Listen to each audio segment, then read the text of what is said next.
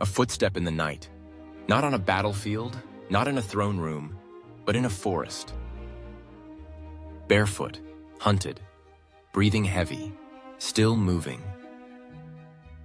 That sound, soft as wind, sharp as fire, was the beginning of a revolution.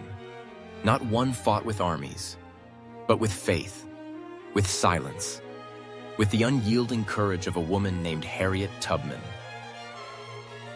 Born into chains in the swamps of Maryland, she was never meant to survive, never meant to be educated, never meant to be remembered. But some stories refuse to die. Some spirits, once awakened, burn so brightly that not even centuries can dim their glow. This is not just the story of a runaway slave.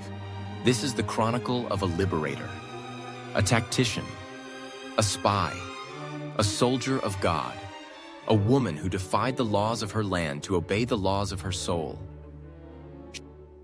She would become the most feared conductor on the Underground Railroad, a network of shadows, codes, whispers, where one wrong turn meant death. And yet she went back again and again, guiding over 70 souls to freedom with no map, no compass, only the North Star and a faith that would not bend. This documentary will walk in her footsteps, through the tobacco fields of Dorchester County, into the safe houses of Pennsylvania, across rivers, behind enemy lines, into war itself. You will meet the girl they called Minty, the woman they called Moses, and the legend history still chases but can never fully catch. Because Harriet Tubman was not merely a figure of the past. She was a vision of what courage looks like when clothed in humility, and what freedom costs when purchased by the soul. So as you listen, set aside what you think you know, open your heart, and follow the sound of a footstep in the night. The journey begins now.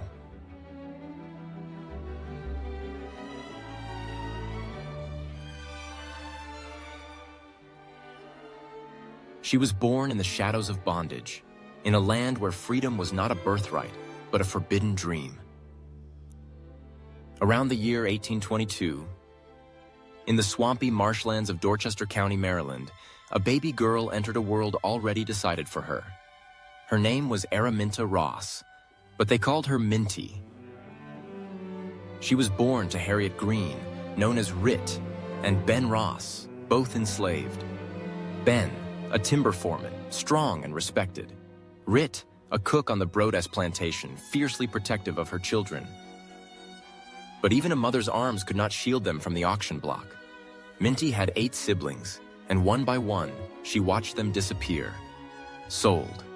Gone without warning. No farewells, no return. She learned early that love in slavery came with pain. That family could vanish like smoke, not by death, but by ownership.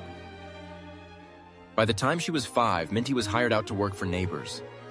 At 7, she was already cleaning, cooking, watching white children. Her body too small for the labor, but her spirit already learning endurance. She was often whipped, sometimes starved. She bore the pain without tears. Crying, after all, could invite worse. Then came the moment that would define her. At around age 12, she found herself in a general store.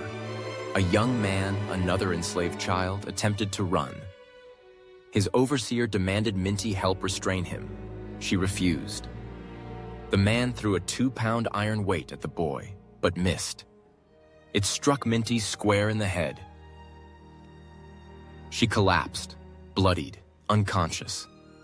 For days, she hovered near death, and when she awoke, she was changed. She would suffer for the rest of her life, blinding headaches, seizures, dizzy spells, but also something more. Visions, dreams she could not explain, messages she believed came from God. This trauma did not weaken her, it awakened her. She felt chosen, not for comfort, but for a mission. As Minty healed, she grew stronger, not just in body, but in resolve. She prayed daily, not for herself, but for her enslavers, to change, to repent, to see her as human.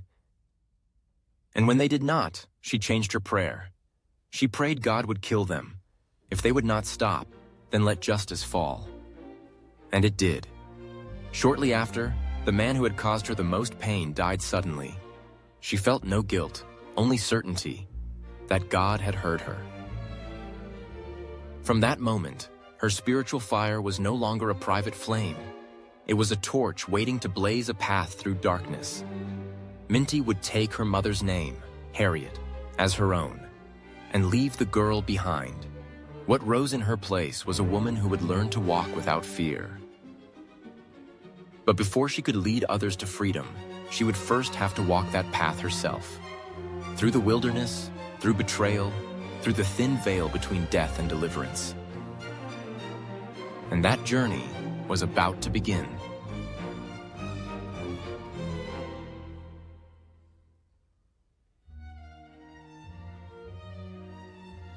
Pain had struck her down, but it had also opened her up. After the iron weight fractured her skull, Harriet Tubman awoke not just to the agony of the world, but to a voice beyond it. What began as dizziness and blackouts soon became something more. She started seeing things, dreams that weren't dreams, flashes of light, figures in the distance, whispers in the silence. In her own words, she said, "There's two things I've got a right to, death or liberty. One or the other I mean to have." But those weren't just words. They were declarations born from something sacred, a deep belief that God himself had called her. She believed her seizures were visions, prophetic, divine, each one more vivid than the last, each one sending her a message, a warning, a direction. Harriet Tubman was not literate, not in the way books taught, but she could read the stars, the wind, the stillness before danger, and the roaring voice of justice in her soul. She said angels spoke to her, that God told her what path to take, which house to trust, when to wait and when to run. And every time he was right. To some, these visions were delusion. To others, mysticism. But to Harriet, they were truth, guidance, a lifeline between her and the divine. She aligned herself with the African Methodist Episcopal Zion Church, a place where suffering met song and prayers rose like thunder. Here, faith was not gentle, it was fierce. It was forged in the fire of injustice, and it matched her own defiant spirit. She learned hymns that would become codes, spirituals that hid escape routes inside melody. Wade in the water meant use the river to lose the scent. Swing low, sweet chariot meant prepare to run. Faith, for Harriet, was never passive. It was action. It was courage. It was the reason she moved when fear said stay. And it was the reason she survived when logic said she shouldn't. She never claimed credit, never sought fame. When asked how she made it through, she simply said, "I always told God, I'm going to hold steady on you and you've got to see me through."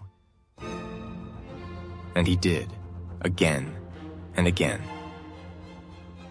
In the depths of bondage, Harriet Tubman was already building her road to freedom. Not with her hands, but with her spirit. She didn't just believe in God. She walked with him, talked with him, trusted him when there was no other reason to. So when the time came to flee, she didn't hesitate. She didn't wait for permission. She already had it, from a higher law. The visions had spoken, and the voice of God was clear. Run, now, and do not look back.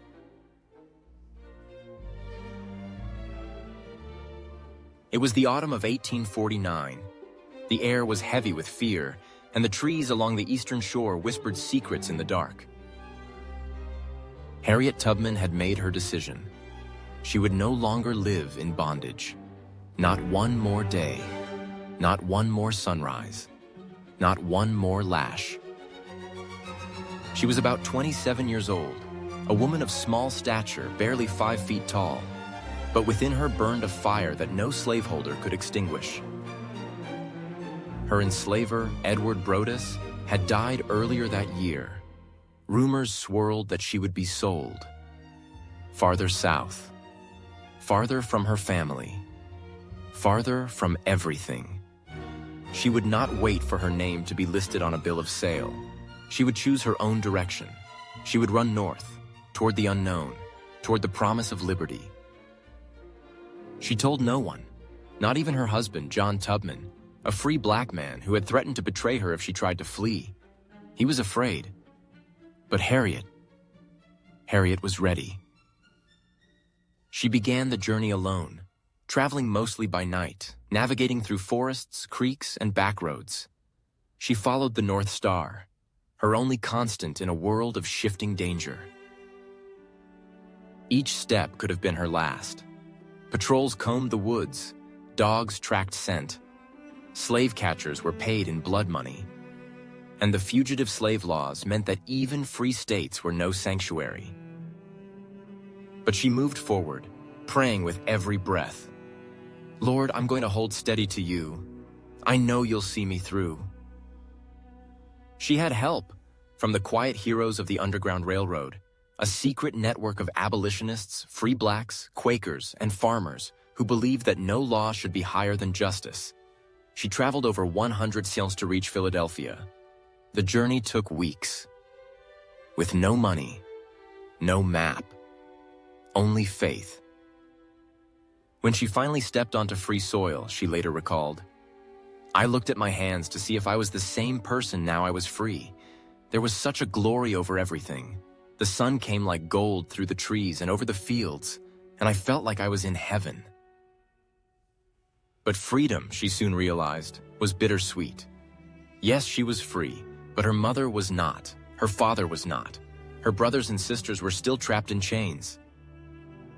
She could not rest, not while they remained behind, not while others still cried in the night the way she once had. And so began her second journey, not to escape, but to return, again, and again, and again. The road to freedom was not a single path. It was a calling, and Harriet Tubman was ready to answer it.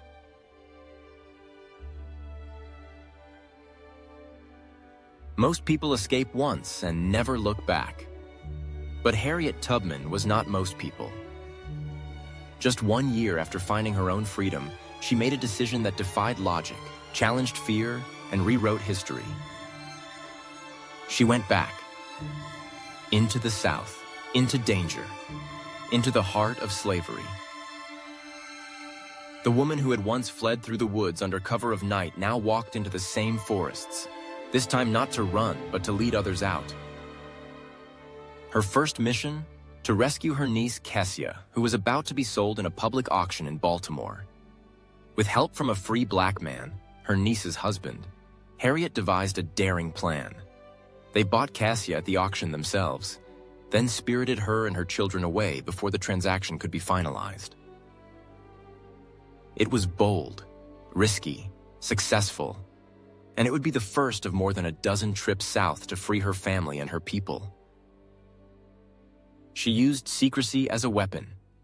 She traveled at night. She used disguises, a man's coat, a head wrap, a basket of chickens. She studied the landscape, knew when to move, when to wait, when to pray, and when to act. The Underground Railroad was her battlefield. She was its most fearless soldier. She never carried food or blankets, only a small pistol, not to use on enemies, but to confront fear in the hearts of those she guided. If someone hesitated, if they panicked or tried to turn back, they risked the safety of the entire group. She would say simply, "You'll be free or die." And they kept walking.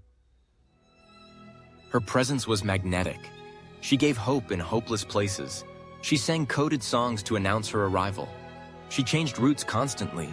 She never trusted the same safe house twice.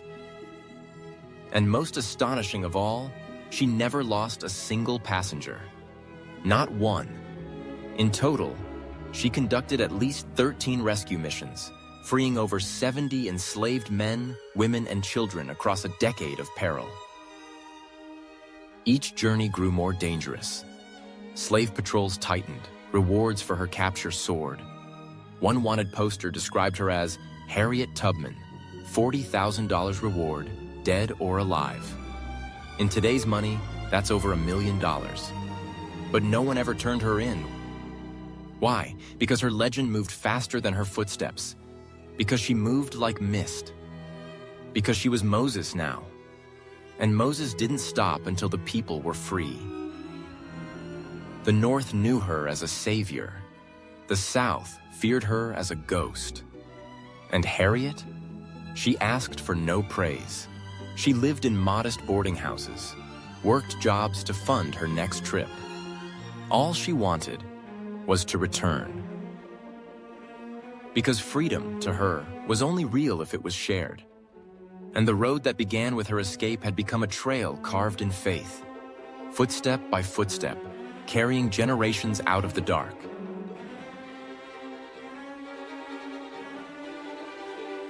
It was not made of steel. It had no steam engine, no whistles, no tracks, and yet it moved hundreds toward freedom, swiftly, silently, through shadow and faith. It was called the Underground Railroad, not a place, but a network, a code, a resistance. And at the center of it, burning like a northern flame, was Harriet Tubman. This railroad had no conductor's hat. Its heroes were farmers, preachers, freedmen, and Quakers. Its stations were barns, basements, attics. Its timetables were based on the moon. And its ticket price was courage. Harriet became its most legendary conductor. She never learned to read or write, but she memorized routes with flawless precision. She used the stars as her compass, the moss on trees to determine direction, and rivers to hide footprints. She spoke in code. The wind blows from the south today meant danger. The friend of a friend sent me meant she was safe. She taught escapees to read the land like scripture. Every journey was a mission. She planned for weeks, secured food in advance, bribed when necessary, trusted almost no one. And when betrayal seemed close, she altered everything: route, time, signal, identity. The network stretched from Maryland to Delaware, through Pennsylvania, into New York, and as far as Canada, where the long arm of the Fugitive Slave Act of 1850 could not reach. She worked with abolitionists who risked their own lives. William Still, who documented her missions. Thomas Garrett, a white Quaker who funded escapees. Lucretia Mott and Levi Coffin, names etched into the secret map of freedom. But it was Harriet who became the whispered name of hope along the southern edges of slavery. A ghost in the night, a lantern in the distance, a hymn sung by trembling lips in the dark. She often began with prayer, then silence, then motion, 20 miles, 30 miles, sometimes more in a single night, through swamps, through frozen fields, through fire. She relied on instinct, but also on divine guidance. She claimed God told her when danger was ahead, when to stop, when to change course, and she obeyed every time. One time, while leading a group, she felt an overwhelming urge to leave the road. She turned, led them into the woods. Moments later, slave catchers passed right by the original path. To Harriet, that was not coincidence. That was God's voice. And for those she guided, she became more than human. She was salvation. They called her General Tubman, Black Moses, the deliverer of her people. And yet she remained humble, often sleeping in barns, begging for supplies, selling pies and root beer just to afford her next trip south. She said, "I never ran my train off the track, and I never lost a passenger." And it was true. Each journey a miracle. Each escape a battle won without a sword. This was a war fought not with muskets, but with midnight prayers and aching feet and hands that held trembling children as they crossed into freedom. The Underground Railroad was not just a resistance, it was a revelation. That justice moves, even when no one sees it. That faith walks, even when no one believes it can. And at the head of that long, quiet train was a woman with no formal education, no title, no wealth, only purpose, and a lantern.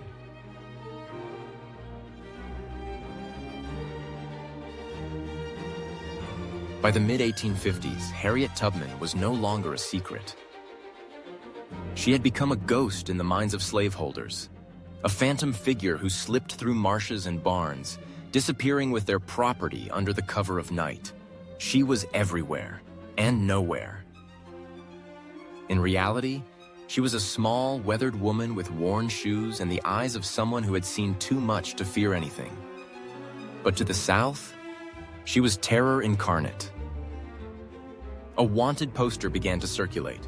Crude drawings, no photograph, just a name and a reward.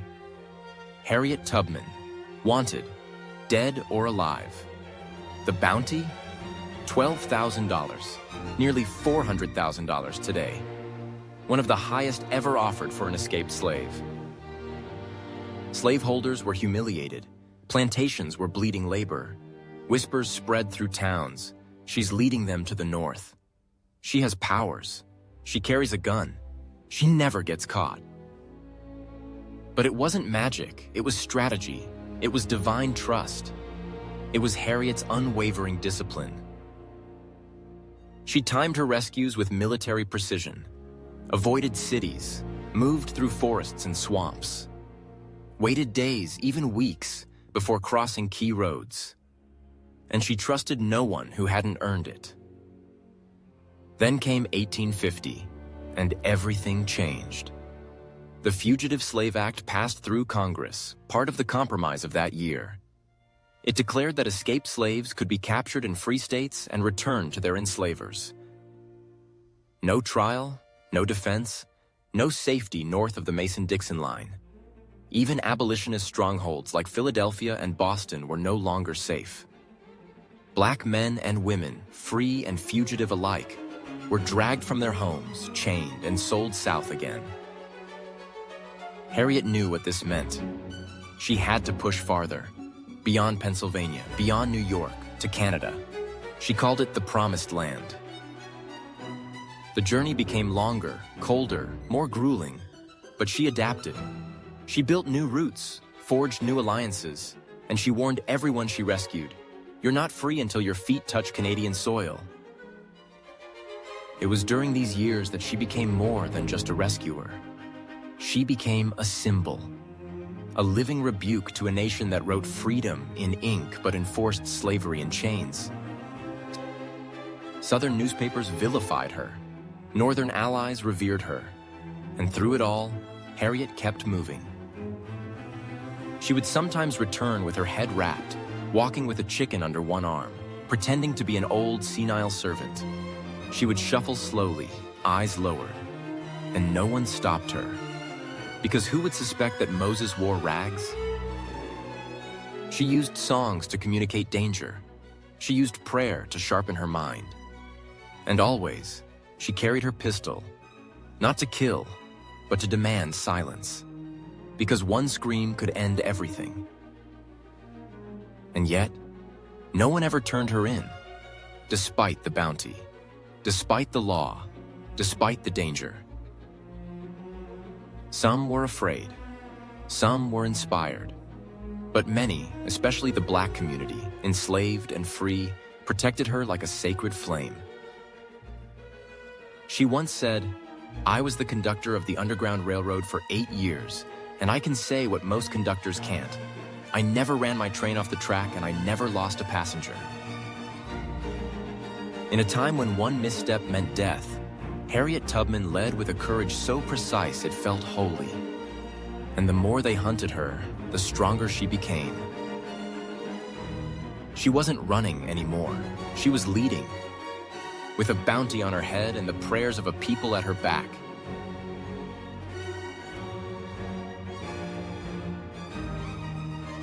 They began calling her Moses in hushed tones, not in jest, not in metaphor, but in awe.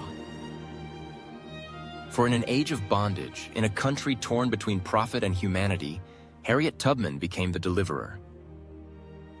She had no staff, no robe, no written scripture, but she had the will of heaven and the strength of generations in her bones. She led her people out of Egypt, not across a sea, but through swamps and pine forests. Not against Pharaoh's army, but through dogs, slave catchers, and the biting cold of fear. And she did it not once, but again and again and again. By the late 1850s, she had completed at least 13 full rescue missions. Each one planned in silence, each one carried out with precision, each one brimming with danger. She rescued over 70 enslaved people personally and provided instructions for dozens more to escape on their own. Brothers, sisters, parents, children, strangers who became family by fire. She had rules, no turning back, no speaking above a whisper, no lighting fires, no fear too great to override obedience. And when someone hesitated, too afraid to go on, she drew her pistol, looked them in the eyes, and said words that were not cruel, but firm as truth itself. "You'll be free or die." Because going back meant capture, and capture meant torture, betrayal, and death for all of them. She would stop at nothing. She traveled during winter for longer nights. She planned journeys around moonless skies. She bribed ferry workers. She borrowed baby clothes for disguised infants. She carried paregoric, an opiate, to soothe crying children. Her mind was a map, her spirit was steel, and her legend began to spread across both North and South. To the enslaved, she was hope. To slave owners, she was rebellion. To abolitionists, she was proof that black women could not only resist tyranny, they could dismantle it. Her faith remained her foundation. She claimed God warned her of danger in visions, that divine voices guided her to safe paths, that angels walked beside her in silence. And time after time, those visions proved true. At least once, she changed course at the last second, just before a group of bounty hunters ambushed her planned trail. No maps, no scouts, only instinct and faith. She wore many faces, an old man, a washerwoman, a peddler of root beer. She altered her gait, her voice, her posture, but beneath every disguise was the same mission: freedom. When she wasn't rescuing directly, she was fundraising, speaking, gathering clothes, planning new routes, sending coded messages. She was the Underground Railroad's secret weapon. Unpaid, unrelenting, uncompromising. Frederick Douglass once wrote her a letter praising her. "The midnight sky and the silent stars have been the witnesses of your devotion to freedom. Much that you have done would seem improbable to those who do not know you." Harriet never asked for credit, never wrote a book. She simply kept walking, while others told the world what she had done. She never lost a passenger, never failed a mission, never surrendered to fear, and never forgot those left behind. She was Moses, but this Moses carried not tablets, but memories, of whips, of chains, of mothers crying for stolen children. And she turned those memories into maps, and those maps into liberation. She was a woman in a time when women were not meant to lead. She was black in a nation built on black bodies. She was free in a world that tried to break her. And still, she went back. Because true freedom is not walking away from the fire, it is walking back into it with water in your hands.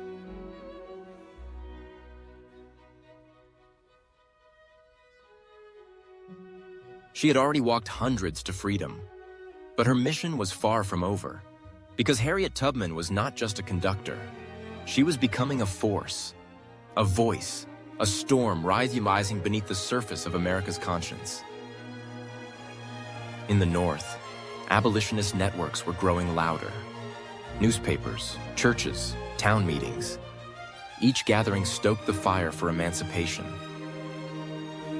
And in these rooms, crowded with white men and educated reformers, walked a woman who had never learned to read or write. A woman who had been enslaved, beaten, discarded, but who had outwitted every trap and returned victorious, again and again. Harriet Tubman was not there to impress. She was there to demand, to remind, to bear witness. She joined forces with the abolitionist elite, but she never bent to them. She worked closely with William Lloyd Garrison, Lucretia Mott, and Susan B. Anthony. She sat at tables with Frederick Douglass, her equal in fire and faith. They called her General Tubman, and though she spoke softly, her words carried the weight of truth. She told stories of her escapes, of children she'd carried in her arms through snowstorms, of mothers who wept in silence as they left behind children they'd never see again. Crowds wept, and then they gave. Funds were raised, supplies were sent, new allies stepped forward. Yet she never glorified herself. She refused stage lights and newspapers. While others gave speeches, she planned routes. While others debated slavery, she dismantled it one life at a time. Harriet once said, "I freed 1,000 slaves. I could have freed 1,000 more if only they knew they were slaves." Whether the number was literal or symbolic, the truth behind it was profound. Freedom began in the mind, and her mission was not just rescue, it was awakening. She visited Frederick Douglass at his home in Rochester. He admired her deeply. He knew she had done in silence what few dared in public. In a letter to her, he wrote, "The difference between us is very marked. Most that I have done and suffered in the service of our cause has been in public.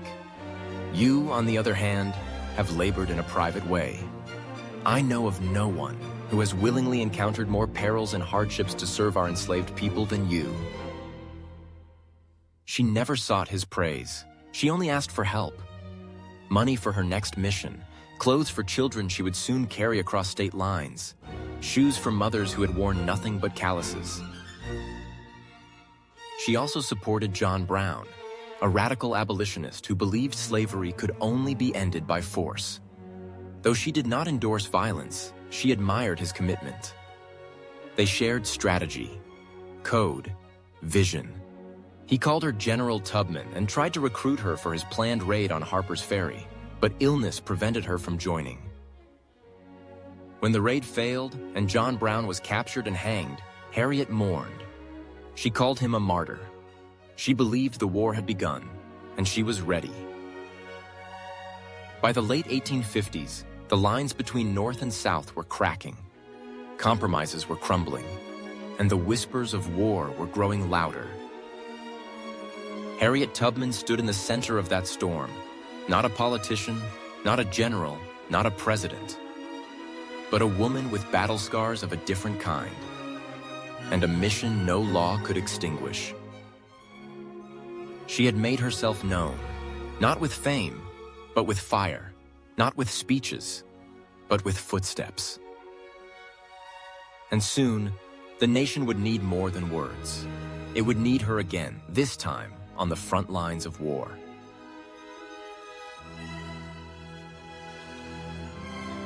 When war finally broke out in 1861, it wasn't a surprise.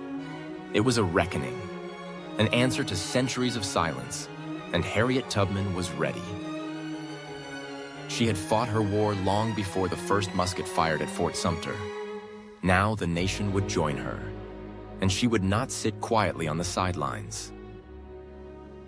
Though she had no rank, no title, and no official uniform, Harriet Tubman stepped into the Civil War as boldly as she had stepped into the swamps of Maryland. At first, she served as a nurse for the Union Army, treating the wounded and the sick among black soldiers and newly freed men. She used herbs, roots, and the healing knowledge she'd learned in the fields. She cared for those discarded by both North and South, and in tents filled with suffering, she offered not just medicine, but hope. But healing was only the beginning. Harriet had more to give, and the Union Army needed more than doctors. They needed intelligence. They needed someone who knew the terrain, who could move unseen, who understood the language of both freedom and fear. They needed a spy. And so Harriet Tubman became one. She was recruited by Union General David Hunter and later worked directly with Colonel James Montgomery in the coastal South, especially in South Carolina's Port Royal region. She trained a team of scouts, all formerly enslaved men who knew the local landscape. Together, they infiltrated plantations, gathered intelligence on Confederate positions, sabotaged supply lines, and mapped critical targets for Union raids. She slipped behind enemy lines, often disguised as a field hand or an old woman, listening carefully, reading the silence between spoken words, and returning with knowledge that saved lives. But her greatest wartime moment came on the night of June 1st, 1863. With Colonel Montgomery at her side, Harriet Tubman led the Combahee River Raid, a daring military operation along the rice plantations of the South Carolina coast. They sailed upriver aboard Union gunboats, navigating through Confederate-controlled waters. Harriet had helped map the terrain and identify where enemy torpedoes had been hidden. She knew the creeks, the landing points, the escape routes. Under cover of darkness, they stormed the shoreline. Plantations burned, Confederate supply depots were destroyed, and over 750 enslaved men, women, and children were liberated in a single night. It was a stunning victory, and Harriet Tubman, a woman who had once been property herself, had led the first military operation in U.S. history commanded by a woman, let alone a black woman. The Northern press reported on it in amazement, but history tried to bury it, tried to call her only a nurse, tried to soften her legacy to make it more palatable. But she had worn the battlefield like armor. She had moved troops with the clarity of a general. And in the eyes of those she freed, she was more than a commander. She was a liberator. Again.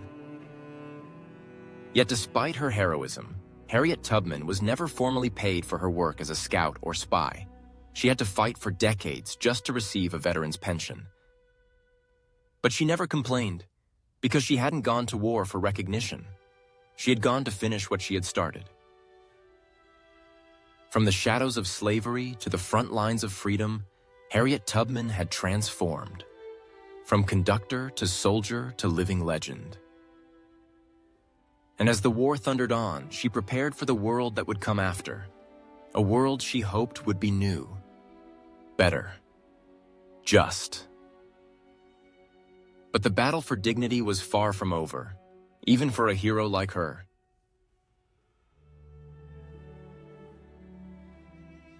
Beneath the armor of courage, beneath the iron will and fearless resolve, Harriet Tubman was still human. She had lived a life of extraordinary purpose, conducting dozens to freedom, fighting in a war, defying empires. But even Moses longed for home. Even Harriet longed for love. Her first marriage had been born in the shadows of slavery. John Tubman, a free black man in Maryland, had married her while she was still enslaved. But freedom could not be shared between them. When she escaped north in 1849, he chose not to follow. He warned her not to run. He even threatened to betray her if she tried. Years later, she returned for him, ready to take him to freedom. But he had remarried, to another woman. The door to that chapter of her heart closed quietly. Still, Harriet never let bitterness take root. There was too much work to be done, too many still in chains, too many needing her. But life has a way of circling back, and after the Civil War, Harriet found love again. Real love. Gentle, loyal, shared in freedom. In 1869, she married Nelson Davis, a formerly enslaved man and Union veteran whom she had met during the war. He was 22 years younger, quiet, steady, and full of admiration for the woman he called his wife. They built a life together in Auburn, New York, where Harriet had settled with her parents years earlier. It was a modest home, but it was hers. The land had been gifted to her by Senator William Seward, a close friend and abolitionist. She planted a garden, raised chickens, worked odd jobs to pay the bills. Even in freedom, Harriet never knew wealth. In time, she and Nelson adopted a daughter, Gertie, a little girl raised in the warmth of a home built by hands that had once tilled plantation soil. Harriet taught her strength, faith, and the quiet courage that lives in kindness. But hardship never left completely. Nelson suffered from tuberculosis and passed away in 1888, leaving Harriet widowed once more. She mourned quietly, as she had always done, but she kept walking forward. Family for Harriet was never just blood. It was the people she saved, the fugitives who called her Aunt Harriet, the soldiers she nursed back to health, the mothers and children she led by hand through the night. Even as her body began to weaken, she remained the center of a wide and growing family of freedmen, veterans, orphans, and dreamers who had once lived in the world she had helped to break open. She believed in giving, in pouring herself out until the cup was dry, and then pouring again, because there was always someone else who needed a place to rest. She said, "When I had crossed that line, I looked at my hands to see if I was the same person.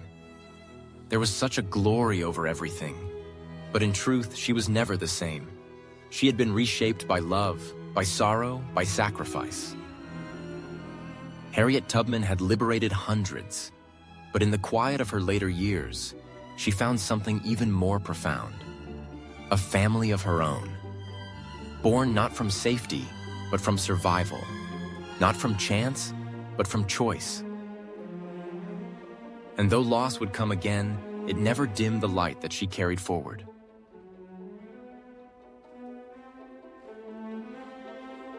The war had ended. The Union had triumphed. Slavery was abolished. And yet, for Harriet Tubman, the struggle was not over. It was only changing form. The Emancipation Proclamation in 1863, followed by the 13th Amendment in 1865, had made slavery illegal. But injustice does not vanish with the stroke of a pen. Millions were free but left with nothing. No land, no education, no protection, and a nation unsure of whether it wanted to welcome them. Harriet Tubman saw this clearly, and she knew her work was far from finished. She returned to Auburn, New York, where she had created a modest life with her family. But her days were still filled with service, not as a soldier now, but as a caretaker, an organizer, a relentless voice for those the war had left behind. She turned her home into a refuge for the poor and elderly, especially Black Americans who had no other place to go. She provided meals, warmth, dignity, out of her own pocket, even when that pocket was nearly empty. She fought for her veterans' pension, a battle that lasted more than 30 years. Despite her verified role as a spy, scout, and nurse, the U.S. government refused to pay her what she was owed. She eventually received a widow's pension of $8 per month after her husband Nelson Davis died, a pitiful sum for a national hero. Still, she pressed on. She raised money by selling pies, by delivering lectures when she could, and by allowing writers to publish her biography. Not for fame, but to fund the work, the mission. In 1896, she founded the Harriet Tubman Home for the Aged, a safe haven for elderly Black citizens in need of shelter and care. It was run with compassion and guided by her enduring belief that no one should be discarded because of age, color, or poverty. Even as her body weakened, her voice rose stronger. She joined the women's suffrage movement, marching and speaking alongside Susan B. Anthony and Frances E.W. Harper. She believed deeply that women, Black women in particular, deserved a seat at the table of power. When asked why she supported voting rights for women, she answered simply, "I suffered enough to believe that I have a right to it." Harriet Tubman lived in a time when even Northern society often ignored Black voices, especially Black women. But she refused to be silent. She spoke with the authority of someone who had risked everything for liberty. She suffered chronic pain from her childhood injury. She had seizures, fainting spells, and carried the physical toll of decades of travel and hardship. Still, she worked the garden. Still, she welcomed strangers to her porch. Still, she gave. And slowly, the world began to take notice. Writers, historians, and politicians started to speak her name with reverence. Her legacy, once whispered underground, was beginning to rise into daylight. But recognition never came quickly, and never easily. She was aging, her memory sometimes fading, but the fire in her spirit never flickered. To the very end, Harriet Tubman remained a fighter, not just against slavery, but against forgetting, against the erasure of those who had paid the price for freedom others now enjoyed. She had survived whips, guns, poverty, betrayal, and war. But it was bureaucracy and neglect that tried to silence her final years. And still, she endured. Still, she walked forward. Still, she served. Because for Harriet Tubman, freedom was never an end point. It was a responsibility, a calling, a road that never truly ended.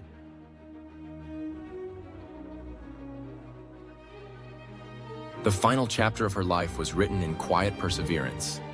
No parades, no medals, no monuments. Just the rhythm of a rocking chair on a wooden porch in Auburn, New York. The hum of hymns sung by those she once led. And the steady breath of a woman who had done the impossible and asked for nothing in return. In 1913, Harriet Tubman passed away. She was in her early 90s.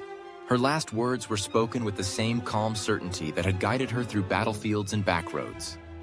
"I go to prepare a place for you." And indeed, she did. In life, she prepared a path for others to follow. In death, she left behind a light that would outshine even the darkest chapters of American history. They buried her with military honors in Fort Hill Cemetery. She wore the uniform of the United States Army, a final acknowledgement of a service long ignored. For decades after, her story was kept alive by those who remembered what history tried to forget.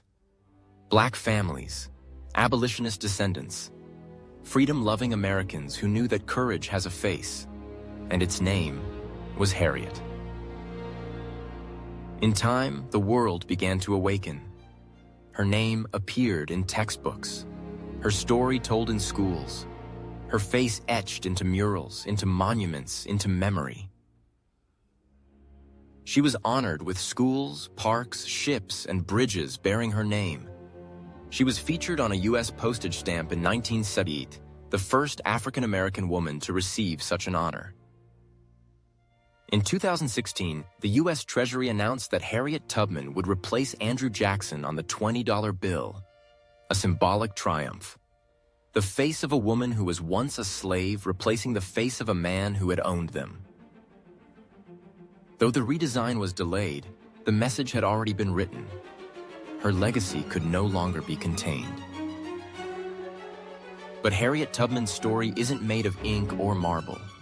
It lives in the movements she inspired, in the voices of civil rights leaders who marched in her name, in the dreams of women, of the oppressed, of the unheard, who learned that no chain is unbreakable and no master eternal. Martin Luther King Jr. walked a road she paved. Rosa Parks sat in a seat she made possible. Malcolm X preached to a nation she once walked barefoot to change. And millions today stand on the foundation she built. One step, one soul, one act of defiance at a time. She was not perfect, she was not sainted, she was flesh and blood, but she became more. Harriet Tubman was courage without condition, faith without hesitation, and love without borders. They once offered a reward for her capture. Now, the world offers praise for her name. Because the tracks she laid were not just through the forests of the South. They stretched into the very heart of what America could one day become. And for that, her legacy is etched not only in stone, but in every heart that dares to fight for freedom.